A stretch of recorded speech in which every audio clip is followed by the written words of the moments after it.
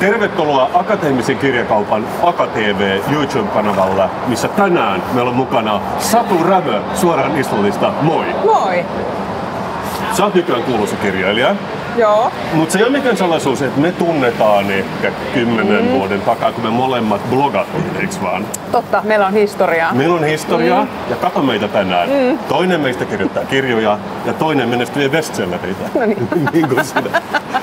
Ja huomasit sä, että me tehtiin sulle tämmönen Islanti-simulaattori tähän taustalle? Siis huomasin, ihan haisee kodilta, hevosilta. Niinkö? Niin. Haiseeko sulle kotona kauheasti? No joo, hevosilta, kun mä ratsastan paljon. Okei, ei me oikeastaan olla Islannissa. Kato, se lähti pois. No, meidän pitää kuvitella loput. Vaan nythän sä näet tämän Alvar Aallon hienon arkkitehtuurin tässä, mikä on paljon kauniimpaa loppujen lopuksi. Se on upea. Mutta mä oon miettinyt näin, että vaikka me tietenkin tunnetaan, niin olet sä kuitenkin suurella yleisöllä mysteeri vieläkin? Ehkä vähän. Mä oon sellainen mysteerinainen. Sä olet mysteerinainen. Niin täällä on vähän kylmä, täällä Feikki-Islannissa. No, niin tehdäänkö niin, että mennään tuonne sisään Akateemisen kirjakauppaan ja leikitään leikkiä, opitaan tuntemaan Satu Rämö? Okei, leikitään. Ja tiedätkö mitä? No. Mä oon tehnyt jopa jinglen meille, että me voidaan oppia tuntemaan Satu Rämö. Ja se kuulostaa tältä. Hänen rakkautensa onkin malteille vallattu nyt, opitaan tuntemaan Rämön Satu. Ihana! Eiks vaan? Joo, leikitään heti. No niin, sit mennään peremmälle. Joo, hyvä. mennään. Kiitos.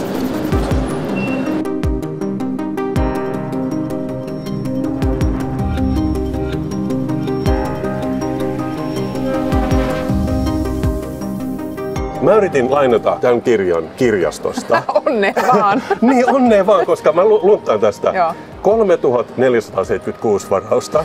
Siinä menee muutama kuukausi, että sä saat sen. Mut miksi sä oot niin suosittu? En mä tiedä. Ne on vaan jotenkin tosi onnistuneita ne kirjat. Kai. Joo, siis Mä oon hämmentynyt, en mäkään tiedä. Mä aina kyselen kaikilta, että mikä teet vaivaa. Haluaisin oikeastaan, että sun pitää antaa mulle vähän vinkkejä. Okei. Joo, jossain vaiheessa. Mutta mulla heräsi just muutama kysymys tähän. Kun tää sun päähenkilö, tää surffaava poliisi, Joo, Hildur, se jossain vaiheessa duunaa suomalaista palomiestä, eikö vaan? Joo, kyllä. Ihan huolella. Ja sen palomiehen nimi on Jari, eikö vaan? Oliko se seksikkäin nimi, minkä sä keksit siinä kohtaa?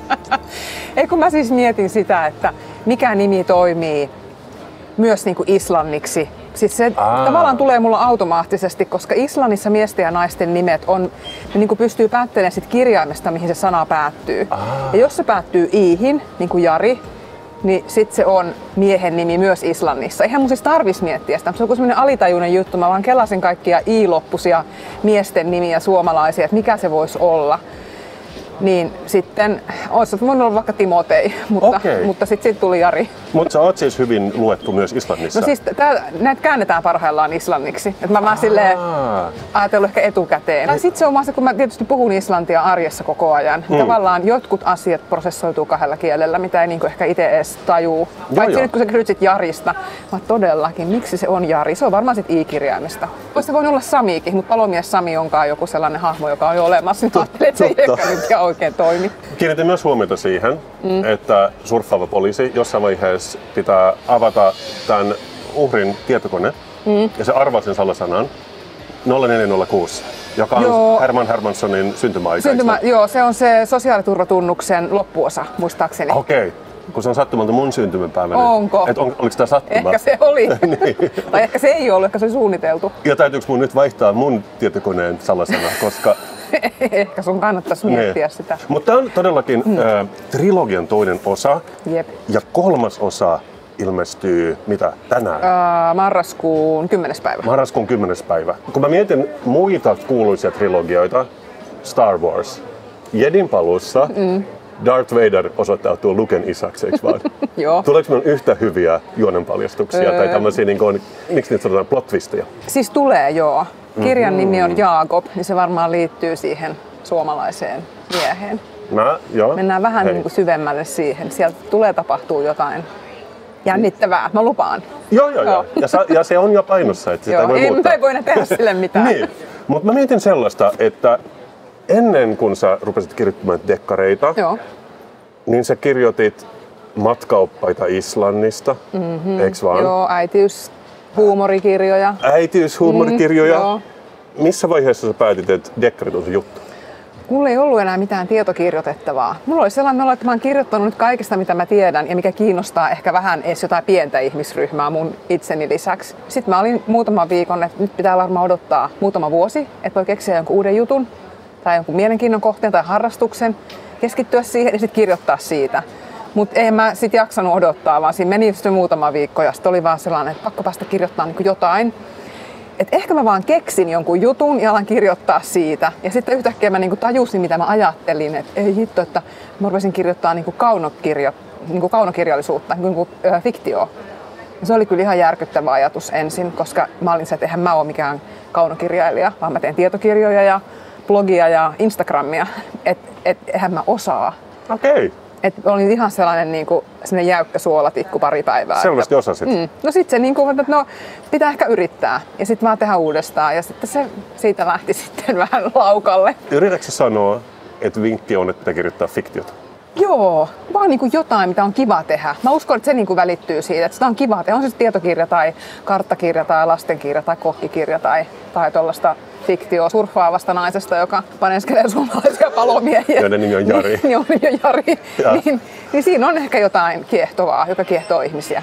Et ehkä tärkeintä se, että tekee jotain, mikä tuntuu kivalta. Okei. Se on ehkä se juttu, mikä kutsuu. Hyvä fiilis. Joo, hyvä fiilis. Ja sitten täytyy vaan kirjoittaa aika paljon ja aika monta kertaa uudestaan. Satu. Mä en voinut olla huomaamatta tätä kirjaa, kun me käveltiin ohi. Joo. Ragnar Jonassonin ja Islannin pääministerin Katrín Jakobsdottirin yhteinen kirja Reykjavik. Reykjavik. Mysteeri, sellainen dekkari. Reykjavikin edustalla on tuommoinen pieni saari ja se keskittyy sinne se tarina. Mikä teissä islantilaisissa on, ettei ole pakko kirjoittaa näitä dekkareita? En mä tiedä. Sitten ollaan kaikki vielä kavereita. Siis Ragnarin tunnen niin monista kirjatapahtumista ja Katrinin kanssa ollaan hengailtu. Tietenkin tunnet. Niin. Siis mun ennakkoluulo Reykjavikissa on tämä. Se on vähän niin kuin Maarianhamina. Joo. Et Maarianhaminastakin, että se tuntuu mielikuvissa vähän isommalta, vähän menevämmältä kuin mitä onkaan. Mutta sitten se on aika sellaista, että kaikki tuntee toisensa. Ja kaikki on sukua toisilleen. Joo. Niin, pitääkö tämä mun ennakkoluuloni paikkaansa? Joo, pitää. Paitsi Reykjavikissa kyllä se yöelämä on aika hurjaa. Jos sit on sellainen olo, jos on nähnyt sen elokuvan, sen Reykjavik 101 joskus 2000-luvun alussa, niin se on sellaista vieläkin. Että ne alkaa ne bileet siinä 1 aikaa aamuyöllä ja loppuu 5-6 aikaa. Eli sä oot vetänyt shotteja Katrinin kanssa. No en ihan shotteja, mutta joo, olemme varmaan samassa baarissa oltu. Mä voin kuvitella, että tulevaisuudessa, että saa oleskeluluvan, sun pitää kirjoittaa dekkari, jos sä muutat Islantiin. Silleen puhu islantia, syö lampaankiveksiä ja sitten kirjoita dekkari. Siis onko Islanti täynnä dekkaristeja? On meillä aika paljon niitä dekkaristeja sen takia, että Islannissa on aina kerrottu tosi paljon siis väkivaltaisia tarinoita, siis saagat, jos silloin keskiajalla, niin niissähän siis tapetaan jengiä vasemmalta ja oikealta. Sitten ne päättyy siihen, kun kaikki on kuollut. Ne on silleen tiivistetysti. Joo. Ja sitten kun se on niin turvallinen maa, se on niin pieni maa, ja sitten siellä on iso luonto, niin siellä on täydellisiä paikkoja kaikille rikoksille. Kukaan ei liiku missään, paitsi joku tulee jonkun aseenkaan jostain. Ne on ne vanhat englantiset dekkarit, jotka on vaikka Jerseyn saarella, jossa joka viikko joku kuolee. Kyllä. Ja sitten se, kun tavallaan se on niin turvallinen maa ja rauhallinen, niin silloin tavallaan se halu siihen rikosviihteeseen kasvaa. Sehän menee maailmassakin sillä, että menee väkivaltaisimpiin maihin. Ei siellä hirveästi lueta dekkareita. Pohjoismaissa taas luetaan ihan hirveän paljon dekkareita ja Islannissa vielä erityisen paljon suhteutettuna siihen, että siellä asuu aika vähän ihmisiä. Hei, mä luin ehkä viime vuonna semmoisen HS Vision jutun, missä mainittiin sut ja sanottiin, että Satu Rämö on niin hyvä ihminen, koska hän ei koe olevansa taiteilija, vaan miten se oli? Työläinen tai jotenkin silleen kirjaekonomi. Siellä oli sana laskelmoiva, sitten mä vähän pahoitin mieleni. Mutta sitten mä näin Wikipediasta, että sä olet kuitenkin ekonomi. On, joo, kyllä. Ja sitten mä oon myös humanisti ja islannin kielen kandidaatti. Joo, okei, mutta että kaikenlaista. Mä oon vaan tehnyt asioita, jotka on tuntunut musta kivalta. Musta on kiva tietää, mistä inflaatio johtuu. Mutta sitten musta on myös kiva taivutella niitä islanninkielisiä nimiä ja oppia puhua ihmisten kanssa niin kielellä. Sä oot nyt asunut aika kauan jo Islannissa, mutta nyt mä luin, että sä asutkin Äkäslompolossa yhtäkkiä. Pystytkö sä enää asumaan sellaisessa paikassa, missä ei tarvitse käyttää kerrastoa ihan koko ajan? En mä varmaan pystyisi. Mulla onkin tää villapaita päällä, mä haluan poistua tästä. Joo. Oot mä täällä sisällä. Ja tosiaankin mä luin sun kirjan, tämähän liittyy sun kirjaan, eiks vaan? Tää liittyy siihen Jaakob-kirjaan, joka ilmestyy marraskuussa, että Jaakob neuloo siinä tällaisen paidan. Okei. Elikkä pitääkö mun etsiä jotain vinkkejä tähän, että Darth Vader on Lukenissa vai? Joo, kokeile sieltä. Okei, eikö mä mietin, että niin kun siitä tuleekin, kun mä siristän, niin siinä lukeekin, että Joo. The Butler did it. Niin, just sellainen. Mä en tarkoittanut sitä. Eikö siis, en mä tarkoittanut. Mä puhunut mut itseistä. God damn it, Satu. Focus. Okei. Mä tajusin yhtäkkiä, että tää kirja, sehän on tullut ulos tänä vuonna. Joo, maaliskuussa. Maaliskuussa ja sit se tulee marraskuussa uusi. Joo, ja mulla meni aina sekaisin maaliskuu ja marraskuu. Joo, mulla kans, mutta se on vaan koska mä oon ruotsinkielinen. Miten se on edes mahdollista? Oletko se Suomen Camilla Läckberg, joka allegedly käyttää haamukirjoittajaa? En mä käytä, mutta Niin Camilla Läckberg sanoo. Niinhän ne kaikki sanoo. Siis mulla on ollut kyllä aika crazy tahti nyt, mutta se on ollut sen takia, että kun mä aloin kirjoittaa Hiltyriä, niin mä en vielä tiennyt, että tuleeko sit suosittu vai ei. Ei. Niin, tuli. Niin tuli. Ja sitten, kun mä oon kuitenkin kirjoittanut niin paljon kirjoja aikaisemmin, niin mä tiedän, kuinka kriittinen se julkistusviikko on niin kuin myyntien kannalta. Ja sen kannalta, että niin kuin löytääkö ihmiset sen kirjan pariin äänikirjapalveluista ja kirjakaupoista ja kirjastoissa.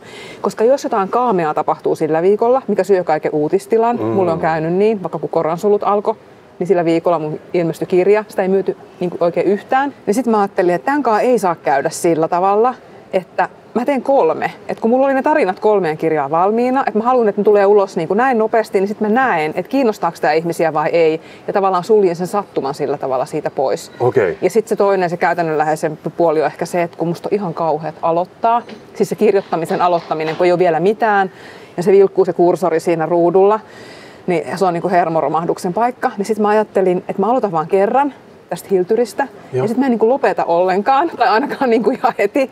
Että sitten mä 2 vuotta kirjoitin tai 1,5 vuotta yhteen putkeen. Mä muistan, että ennen kuin sä rupesit kirjoittamaan tätä, Joo. sä teit Hanne Valtarin sellaisen kirjan Unelmaduunarit, mikä kertoi siitä, että pitää tehdä sitä, mitä rakastaa. Joo. Sitten sä teit jonkun kirjoitusoppaan kanssa, jopa 2. Kyllä, joo tein. Siinä oli harjoituskirja ja sitten kirjoitusopaskirja.